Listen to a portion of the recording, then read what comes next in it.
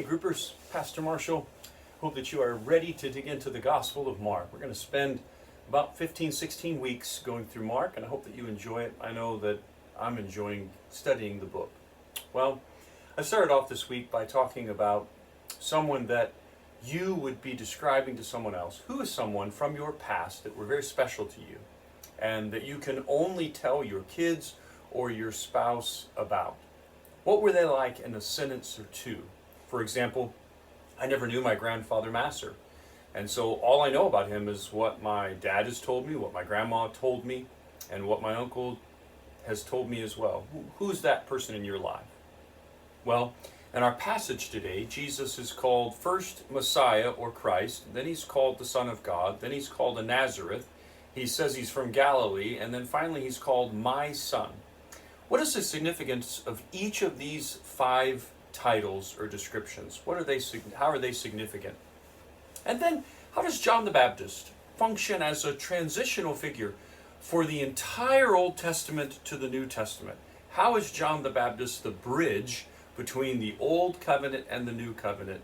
Everything that happened before and everything that happens with Jesus and after in the church. And what is John's message about Jesus? How is it similar and how is it different from the church's message today?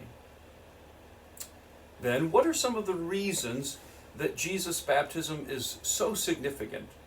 And what does that mean for you and me? What does it mean for us today that Jesus was baptized at the very beginning of his ministry? And then I want you to look at Mark 1, 9 through 11, and talk about what does it teach us about the Trinity? Right here at the beginning of the Gospel of Mark, what do we learn about the Trinity? And then, how would you sum up the first 13 verses of Mark's message about Jesus?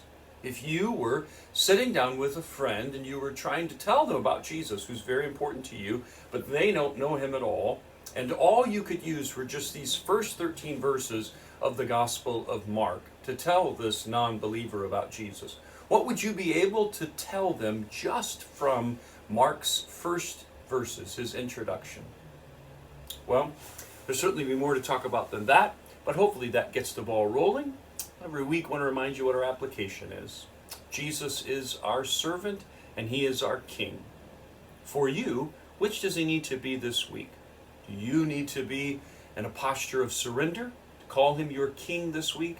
Give him sovereignty over your life and your behaviors? Or do you need to call him servant this week? Do you need to let him serve you as your Savior? I hope that you have a great study. Look forward to seeing you next week. God bless.